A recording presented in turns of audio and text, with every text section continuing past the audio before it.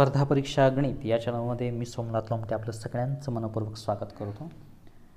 आज आपण मिश्र प्रश्न या पद्धतीचे प्रश्न घेणार आहोत जे की स्पर्धा परीक्षेमध्ये वारंवार विचारले जातात। त्याची उकल अतिशय सोप्या पद्धतीने लवकरात लवकर कशी करायची याच्या संदर्भात आज आपण आढावा घेणार आहोत। तत्पूर्वी जर चॅनलला सबस्क्राइब केलं नसेल तर चॅनलला नक्की सबस्क्राइब करा। आजचा पहिला प्रश्न आहे, दोन नळ ए आणि बी एक टाकी अनुक्रमे 15 आणि 20 तासात भरतात, तर तिसरा नळ सी पूर्ण भरलेली टाकी 25 तासात रिकामी करतो। जर एकाच वेळी तिन्ही नळ सुरू केले आणि 10 तासांनी सी नळ बंद केला तर ती टाकी किती वेळात भरेल?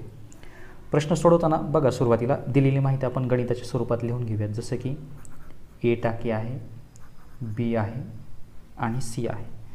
ही तासामध्ये भरते असं दिलेलं आहे। जसं की अनुक्रमे 15 तास आणि 20 तासात सी पूर्णपणे भरलेली टाकी 25 तासात रिकामी करते।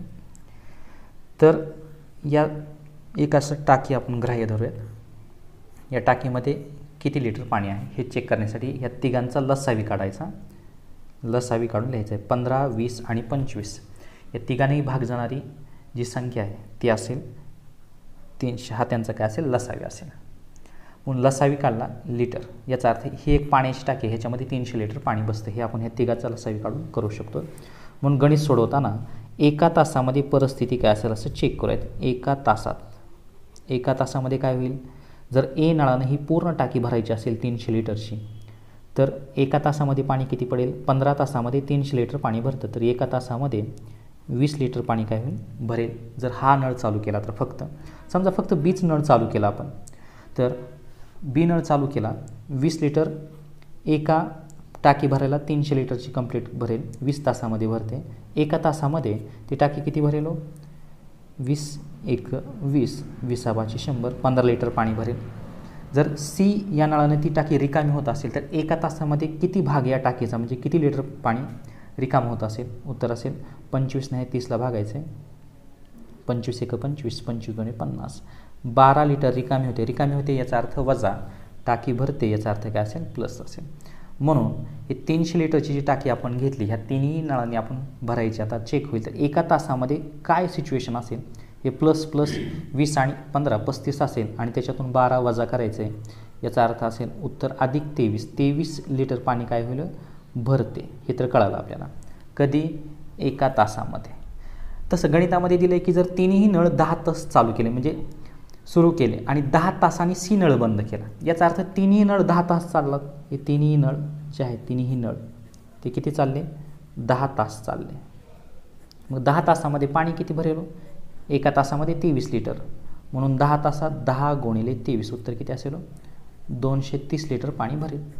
आता वेळ किती झाला? पूर्ण 10 तास। आता याच्यानंतर सी नळ बंद केला, म्हणजे ए बी सी यातला सी नळ बंद केला, तर ए नळाने किती आहे? 20 लिटर आणि बी नळाने 15 लिटर भरते। याचा अर्थ दोघांचे मिळून किती असेल? 35 लिटर आता पुढचे भरतील। पण सध्या पाणी किती शिल्लक आहे? 300 लिटरमधलं 230 लिटर तर 10 तासामध्ये भरलेलं आहे, म्हणून शिल्लक किती असेल? शिल्लक पाणी 300 मधून 230 गेले, उत्तर किती असेल? 70 लिटर पाणी काय असेल? शिल्लक असेल। आता सी नळ बंद केला, म्हणजे नळ कोणता चालू आहे? ए आणि बी। याचा अर्थ एका तासामध्ये दोघांचे मिळून किती असेल? 35 लिटर पाणी भरते, तर 70 लिटर भरण्यासाठी किती वेळ लागेल? 2 तास लागतील। कारण एका तासाला दोघं मिळून 35 लिटर, 70 लिटर भरण्यासाठी किती वेळ लागेल? 2 तास लागतील। याचा अर्थ सुरुवातीचे 10 तास नळ चालला आणि नंतरचे 2 तास चाललं, असं एकूण कालावधी किती लागेल? 10 आणि 2 12 तास। म्हणून ती टाकी किती वेळात भरेल? 12 तासामध्ये भरेल। म्हणून पर्याय क्रमांक पहिला काय असेल? योग्य असेल। मेथड आवडली असेल तर नक्की लाईक करा, चॅनलला सबस्क्राईब करायला विसरू नका। या पद्धतीने आपल्याला लवकरात लवकर गणित सोडवता येतं। या पुढचा प्रश्न पाहूयात। एक रेल्वेगाडी 18 सेकंदात रेल्वे रुळाच्या बाजूला उभा असलेल्या व्यक्तीला ओलांडते आणि 280 मीटर लांबीच्या बोगद्याला 25 सेकंदात ओलांडते, तर रेल्वेची लांबी काढायची आहे।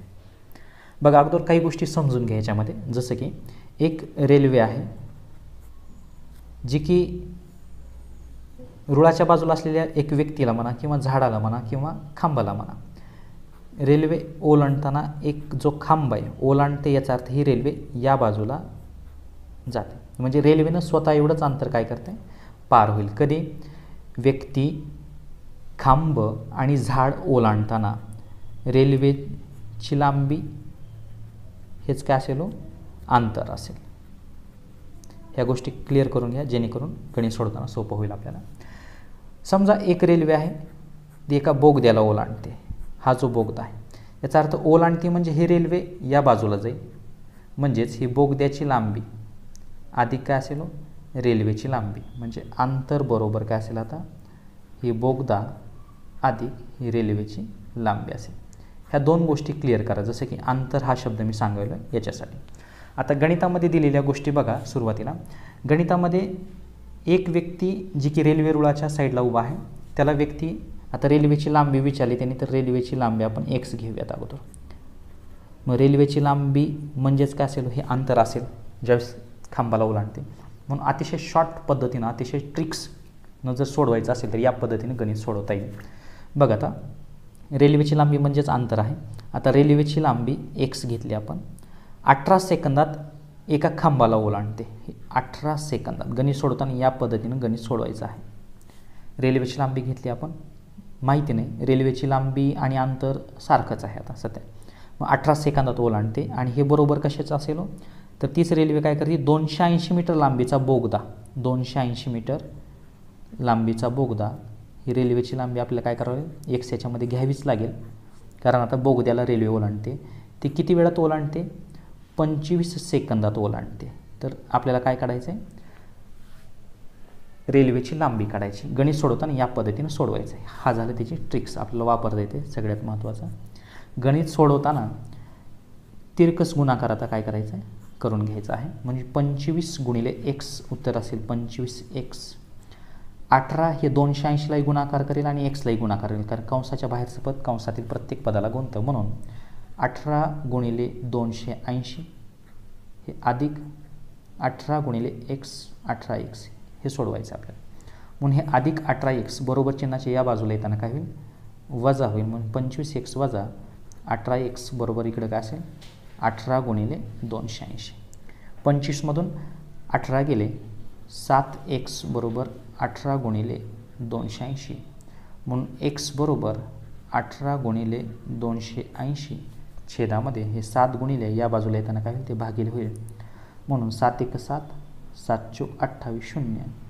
18 गुणिले 40, 18 चौक 72 आणि वर एक 0, 720 मीटर. म्हणून याचं उत्तर काय असेल, 720 मीटर आहे. गणित सोडवताना या पद्धतीनं उपयोग करायचा आहे. म्हणून पहिल्या ह्याच्यामध्ये खांब येईल, एक व्यक्ती येऊ शकते, एक झाड येऊ शकतं, तर दुसऱ्यामध्ये बोगदा येऊ शकेल, प्लॅटफॉर्म येऊ शकेल किंवा पूल येऊ शकतो. असे प्रश्न विचारले जातात. गणित सोडवताना दिलेली माहिती जसं दिले तसं आपल्याला लिहायचं आहे, फक्त वेळ छेद लिहायची आहे. या पद्धतीचा पुढचा प्रश्न पाहूयात. एक पाण्याची मोटार एका सेकंदाला 2 क्युसेक पाणी उपसते, तर एका तासाला किती पाणी उपसेल, असा प्रश्न आहे. आता क्युसेक याचा अर्थ बघा अगोदर सगळ्यात, की 1 क्युसेक हे जे मापन आहे आपल्याला माहिती असायला पाहिजे. 1 क्युसेक पाणी जे आहे ते 28.317 लिटर असेल, तर आपण घेताना 28 लिटर फक्त घेऊयात. म्हणून 1 क्युसेक याचा अर्थ 28 लिटर पाणी आपल्यासाठी आहे. एका पाण्याची मोटार एका सेकंदाला 2 क्युसेक पाणी किती करते ते, 2 क्युसेक. आता 1 क्युसेक म्हणजे 28 लिटर घेऊयात आपण. 2 क्युसेक बरोबर किती होईल, 56 लिटर होईल. म्हणून आपण 2 क्युसेकच्या ऐवजी 56 लिटर असा उपयोग करू. पाणी किती असेल, म्हणून एक पाण्याची मोटार एका सेकंदाला 56 लिटर पाणी उपसते, तर एका तासाला ती किती उपसेल. आता एका तासामध्ये किती सेकंद असतील, वर जर सेकंद दिले असतील तर 3600 सेकंद असतील, तर ती पाणी किती उपसेल असा प्रश्न आहे. म्हणजे आपण तासाचं कन्वर्ट सेकंदात केलं, एका तासामध्ये 3600 सेकंद असतात. क्युसेकचं रूपांतर आपण लिटरमध्ये करून घेतलेलं आहे, म्हणून तिरकस गुणाकार करून घेऊयात. म्हणून 3600 गुणिले 56 बरोबर 1 गुणिले हे किती पाणी उपसते या पद्धतीनं. म्हणून या बाजूला राहील पाणी उपसणे. ह्या दोघाचा गुणाकार करूयात. हे कडचे 2 शून्य या बाजूला. 56 गुणिले 36, 56 गुणिले 36 गुणाकार करूयात. 6 6 36, हा 4 3, 6 पंचे 30, 3 सख 18 अधिक 3 51, हात झाला 5, 5 त्रिक 15 आणि 5 20. याचा अर्थ 2016. म्हणजे टोटल उत्तर काय असेल या पद्धतीला. असं मग पर्याय क्रमांक काय असेल बघा, चौथा काय असेल, योग्य असेल. एवढं पाणी काय असेल ते उपसत असेल. या पद्धतीनं आपल्याला हे लक्षात येणं गरजेचं आहे. याच्यामध्ये 1 क्यूसेक बरोबर 28 लिटर हे आपल्याला माहिती असायला पाहिजे. या पद्धतीनं हा प्रश्न सोडवता येतो. पुढचा प्रश्न पाहूयात. एका गावात 15,000 लोकसंख्यापैकी 1/5 स्त्रिया व 3/5 पुरुष असून उर्वरित बालके आहेत. तर बालकाची संख्या किती? बघा, एका गावामध्ये हे 15,000 लोकसंख्या आहे. यापैकी 1/5 स्त्रिया, 1/5 स्त्रिया, तर पुरुष आहेत 3/5. छेदातली संख्या नेहमी भाग दाखवत असते त्या संख्येचे. म्हणून 15,000 लोक आहेत, छेदामध्ये 5 आहे, तर 15,000चे आपण 5 भाग करून घेऊयात. लक्षात येऊन जाईल आपल्याला. 15,000चे जर 5 भाग केले आपण, 3,000चा 3,000 3,000 3,000 3,000 1 2 3 4 5, 5 त्रिक 15. छेदातली संख्या नेहमी भाग दाखवते. म्हणून 15,000 लोक जे आहेत ते आपण 3 3 3,000मध्ये 5 भागामध्ये वाटून घेतले. त्यातला जो पहिला भाग आहे तो स्त्रिया आहेत 5 पैकी. या 5 पैकी 3 भाग पुरुष आहेत. म्हणजे हे 3 भाग जे आहेत ते काय आहेत, पुरुष आहेत. आणि उर्वरित काय आहे, तो बालके आहेत. म्हणून आपल्याला विचारले काय, बालकाची संख्याच विचारली. म्हणून उत्तर किती असेल, 3,000चं असेल. त्याला या पद्धतीनं लवकरात लवकर सोडवता येईल. म्हणून छेदातली संख्या नेहमी काय दाखवते, या संख्येचे भाग दाखवत असते. म्हणून आपण 5 भागामध्ये 15,000 लोक वाटून घेतली, प्रत्येकी भाग 3,000. त्यातला पहिला भाग स्त्रिया आहेत, पुढचे 3 भाग पुरुष आहेत. म्हणजे उर्वरित जो 1 भाग आहे तो बालकाचा असेल. म्हणून पर्याय क्रमांक उत्तर काय असेल, 3,000. पर्याय क्रमांक 2 काय असेल, योग्य असेल. पुढचा प्रश्न पाहूया. एका पुस्तकाचा 3/7 भाग व 15 पाने वाचून झाल्यावर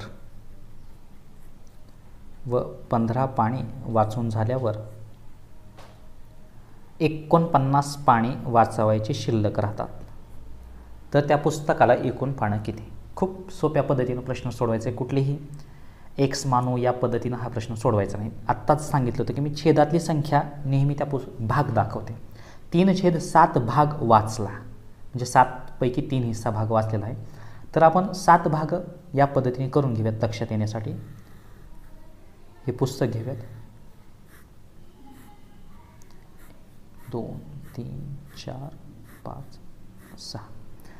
हे जे 7 भाग आहेत याच्यातले 3 भाग 3/7 भाग वाचला आहे. याचा अर्थ 7 पैकी 3 म्हणजे हे 3 भाग काय झालेले, वाचन कंप्लीट झालेलं आहे. आता शिल्लक किती भाग राहतील, 4च राहतील. म्हणजे पुढे दिले त्यांनी 15 पाने. हे 15 पाने 3/7 भाग वाचला व 15 पाने वाचून झाल्यावर 49 पाने वाचवायची शिल्लक राहते. याचा अर्थ ह्या पुढच्या भागामध्ये हे येणार आहेत. म्हणून पुढच्या भागामध्ये या दोघांची बेरीज किती असेल, 9 आणि 5 14 64 असतील. याचा अर्थ हे पुढचे जे भाग आहेत ते किती असतील, 4 भाग असतील आणि एकूण पानं किती असतील, 64. म्हणून हे 64 जी पानं आहेत 4 भागामध्ये आपण विभाजित करूयात किंवा वाटून देऊयात. 4 1 4 4 6 24. म्हणजे एक भाग किती पानाचा असेल, 16 पानाचा असेल. म्हणजे हा 16 हा 16 हा 16 आणि हा 16. तर हे 16 भागाचा एक भाग पानाचा एक भाग असेल. तर हे जे वाचलेले सुद्धा आहेत ते सुद्धा कितीचे असतील, 16 16 16. म्हणून ह्या पुस्तकाला एकूण पानं किती असतील, 16 16 सगळ्यांची बेरीज करायची 7 वेळा. 16 गुणिले 7 उत्तर किती असेल, 112. उत्तर काय असेल, 112. या पद्धतीनं आपल्याला लवकरात लवकर हा प्रश्न अतिशय सोप्या पद्धतीनं सोडवता येतो. मेथड आवडली असेल नक्की लाईक करा, चॅनलला सबस्क्राईब करायला विसरू नका. या पद्धतीचा पुढचा प्रश्न पाहूयात. एका माणसाने आपल्या संपत्तीचा 1/7 भाग मुलीला दिला. उरलेली संपत्ती त्याने आपल्या मुलामध्ये समान वाटली. मुलांच्या वाट्याला आलेली संपत्ती मुलीच्या वाट्यापेक्षा दुप्पट होती, तर त्याच्या मुलांची संख्या किती? असा प्रश्न विचारलेला आहे. प्रश्न बघा, सोडवताना एका माणसाने आपल्या संपत्तीचा 1/7 भाग मुलीला दिला आहे. 1/7 भाग कोणाला दिलेला आहे? मुलीला दिलेला आहे. याचा अर्थ आत्ताच पाठीमागे सांगितलं, छेदातली संख्या नेहमी भाग दर्शविते. छेदातली संख्या काय? नेहमी भाग दर्शविते. आपण काय करूयात, याचे समान भाग करून घेऊयात. 7 1 2 3 4 5 6 7 म्हणजे एकूण किती भाग झाले? 7. यातला जो पहिला भाग आहे हा कुणाला दिलेला आहे? मुलीला दिलेला आहे. आणि त्यांनी पुढे दिले की दिलेली माहिती आहे प्रश्नामध्ये की मुलीच्या वाट्यापेक्षा दुप्पट होती. मुलाला जे काही वाटा दिलेला आहे तो कसा आहे? मुलीच्या दुप्पट आहे. मुलीचा जो दुप्पट दिला आहे बघा, आता मुलीला 1 वाटा दिलेला आहे, 1 भाग दिलेला आहे, म्हणून मुलाला किती असतील? 2 भाग असतील. कारण त्याने दिलेला काय आहे की मुलीच्या दुप्पट मुलाला काय झालेला आहे? भाग वाटपामध्ये दिलेला आहे. मुलांच्या वाट्याला आलेली संपत्ती मुलीच्या वाट्याच्या दुप्पट आहे, म्हणून मुलाला प्रत्येकी किती असेल? 2 भाग. म्हणून हे जे 2 भाग आहेत हे एका मुलाला असतील, हे 2 भाग एका मुलाला असतील आणि हे 2 भाग एका मुलाला असतील. म्हणून मुलांचा विचारल्यावर का 1 2 आणि 3, म्हणून मुले किती असतील? 3 असतील. म्हणून मुले किती असतील? 3. म्हणून पर्याय क्रमांक काय असेल? 2 योग्य आहे. बघा, त्यांनी प्रत्येक याच्यामध्ये भाग 1/7 भाग मुलीला दिले आणि उरलेली संपत्ती आपल्या मुलामध्ये समान वाटली. हा जो शब्द आहे मुलामध्ये समान वाटली, ज्याचाच आधार धरून 1 2 आणि 3 हे मुलं आपण काय केलेत? कन्सिडर केलेत. म्हणून पर्याय क्रमांक 2 हा काय असेल? योग्य असेल. म्हणून उत्तर किती असेल? 3 मुलं असतील. पुढचा प्रश्न बघूया. रीनाने व्याजाच्या दरा इतक्या वर्षासाठी सरळ व्याजाने ₹1200 कर्ज घेतले. जर तिने कर्ज फेडताना ₹432 व्याज दिले तर व्याजाचा दर किती होता? बघा, सरळ व्याजाचा आहे आणि त्यांनी सांगितले की रीनाने व्याजाच्या दरा इतक्या वर्षासाठी, व्याजाच्या दरा इतक्या, हे व्याजाचा जो दर आहे तो बरोबर काय आहे? वर्ष. तेवढंच, जसं की दर जर 5% असेल तर 5 वर्ष असेल, म्हणजे ती दर आणि वर्ष काय समान आहे. आणि सरळ व्याज आहे म्हणून सरळ व्याजाचं सूत्र आहे मुद्दल गुणिले दर गुणिले कालावधी किंवा मुदत किंवा वर्ष भागिले 100. आता मुद्दल बघा, ₹1200 कर्ज घेतलेत. कर्जाने घेतलेली रक्कम ही काय असते? मुद्दल असते. म्हणून ₹1200 कर्ज घेतलेत, 1200 मुद्दल. दर आणि वर्ष समानच आहे व्याजाच्या दरा इतक्या वर्षासाठी, म्हणून आपण x कन्सिडर करूयात. दोन्ही ठिकाणी समान असल्यामुळे छेदामध्ये 100. आणि कर्ज फेडताना ₹432 व्याज दिलेलं आहे, म्हणजे व्याज किती असेल? 432 असेल. हे पूर्ण कॅल्क्युलेशन केले की उत्तर निघून जाईल आपलं. म्हणून हे 2 शून्य कॅन्सल होतील. 12 गुणिले आहे, 12 या बाजूला येताना काय असेल? भागिले होईल. आणि इकडं x गुणिले xचा काय असेल? वर्ग असेल. म्हणून 12 1 12 12 2 24 12 3 36 उरले 36 आणि 4 आणि 3 7 12 सख्ख 72, म्हणजे 36 x वर्ग. कशाचा वर्ग? 36 आहे. म्हणून xची व्हॅल्यू काय असेल? 6 असेल. 6चा वर्ग 36 असेल. म्हणून x आपण काय घेतलेला आहे? दर आणि वर्ष. म्हणून दर आणि वर्ष हे दोन्ही किती असतील? 6 असतील. म्हणून पर्याय क्रमांक 2 काय असेल? त्याचं योग्य उत्तर असेल. मेथड आवडली असेल तर नक्की लाईक करा, चॅनलला सबस्क्राईब करायला विसरू नका. असे प्रश्न बऱ्याच वेळेस परीक्षेत पडतात की जे वारंवार विचारले जातात, त्यासाठी हे खूप महत्त्वाचे प्रश्न आहेत. पुढचा प्रश्न पाहूया. 5 ट्रॅक्टर 5 दिवसात 5 एकर शेत नांगरतात, तर किती ट्रॅक्टर 100 एकर शेत 50 दिवसात नांगरतील? वेगवेगळे प्रश्न वेगवेगळे अंक बऱ्याच वेळेस विचारले जातात. सध्या ट्रॅक्टर दिलेलं आहे तर आपण ट्रॅक्टर लिहिल्यात. सूत्र लिहिताना या पद्धतीने लिहायचं. ज्या गोष्टी दिल्यात त्या ट्रॅक्टर दिलेत, जसे की 5 ट्रॅक्टर दिलेत 5 दिवसात, म्हणून हे दिवस पुढच्या बाजूला. 5 दिवसात 5 एकर शेत नांगरतात. काम खालच्या बाजूला लिहायचे. जे काम आहे, काम काय आहे गणितामध्ये लक्षात येऊन जाईल आपल्याला. शेत नांगरण्याचं, शेत नांगरणे, म्हणून याच बाजूला समान ट्रॅक्टर गुणिले दिवस. इथे काय असेल, शेत नांगरणे. म्हणून गणितामध्ये बघा आता 5 ट्रॅक्टर 5 दिवसात 5 एकर शेती नांगरतात. तर किती ट्रॅक्टर, ट्रॅक्टर काढायचे आहेत आपल्याला. किती ट्रॅक्टर 100 एकर शेती, 100 एकर शेती, शेत नांगरणे खालच्या बाजूला 100 एकर शेती 50 दिवसात नांगरते. म्हणजे या पद्धतीने आहे. याचा अर्थ या पद्धतीने सूत्र बनवायचं आणि लिहायचं आहे. याच्यामध्ये कधी कधी विचारतात की 5 उंदीर 5 बगळे 5 मासे 5 दिवसात खातात. असे जे प्रश्न आहेत ते सगळे या पद्धतीने फक्त काम लक्षात ठेवायचे, जे की छेदामध्ये घ्यायचं आहे. चला गणित सोडूयात. हे 5 एक 5, 5 एक 5 कॅन्सल होऊन जाईल. 50 एक 50, 50 दुणे 100. वरच्या बाजूला राहिले ट्रॅक्टर, या बाजूला राहिले 5, 5/1 बरोबर ट्रॅक्टर छेद 2. तिरकस गुणाकार म्हणून 5 गुणिले 2 उत्तर असेल 10. 1 गुणिले ट्रॅक्टर, याचा अर्थ ट्रॅक्टर किती असतील, 10 असतील. म्हणून पर्याय क्रमांक 4 काय असेल, योग्य असेल. या पद्धतीने हे गणित आपल्याला लवकरात लवकर सोडवता येतं. पुढचा प्रश्न बघूया. दिलेल्या संख्येमालेतील रिक्त जागी योग्य पर्याय निवडायचा आहे. 4, 9, 17, 35. प्रश्नचिन्ह 139. गणित सोडवताना बघा, 4 एक वर्गसंख्या आहे, 3 वर्गसंख्या आहे, पण 17, 35 म्हणजे वर्गसंख्याचा आपण इथं तर्क लावून चालणार नाही. परंतु 4 आणि 9 मध्ये जर बघितलं तर 4चे दुप्पट आहे काहीतरी. याचा अर्थ आपण चेक करूयात. 4चे दुप्पट करूयात. 3, 8. त्यामध्ये 1 टाकूयात. उत्तर काय असेल 9. म्हणजे बरोबर आहे. म्हणजे 4चे दुप्पट अधिक 1 या पद्धतीने चालेल. दुप्पट अधिक 1. आता 9चे दुप्पट बघूयात. 9चे दुप्पट 16, 9चे दुप्पट 18 वजा 1 आहे. याचा अर्थ इथं वजा आहे. ठीक आहे. 17चे दुप्पट 34, इथं अधिक 1 आहे. याचा अर्थ वरच्या बाजूला अधिक 1, इकडं वजा 1, अधिक 1. आता या बाजूला काय असेल, वजा 1 असेल. म्हणून 35ची दुप्पट 70 वजा 1. उत्तर काय असेल आपलं 69. उत्तर काय असेल 69. आता 69ची दुप्पट 138 अधिक 1 बरोबर बसून जाईल. म्हणून 69 काय असेल त्याचं उत्तर असेल. म्हणजे दुप्पट अधिक 1 वजा 1 या पद्धतीने गणित सोडवता येतं. म्हणून पर्याय क्रमांक पहिला काय असेल, योग्य असेल. पुढचा प्रश्न पाहूया. एक अंक मालिका या ठिकाणी दिलेली आहे. 243, 179, 130, 94, 69 आणि प्रश्नचिन्हाच्या जागी योग्य पर्याय निवडायचा आहे.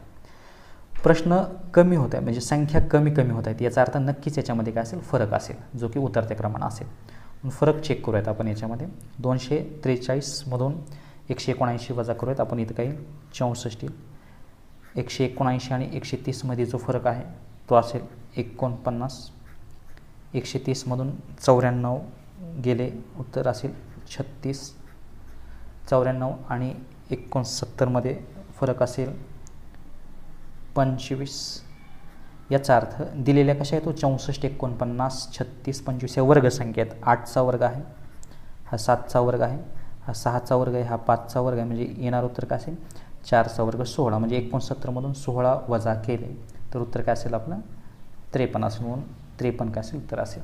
उतरता क्रम आहे वर्गसंख्येचा. या पद्धतीने हे आपल्याला लवकरात लवकर सोडवता येईल.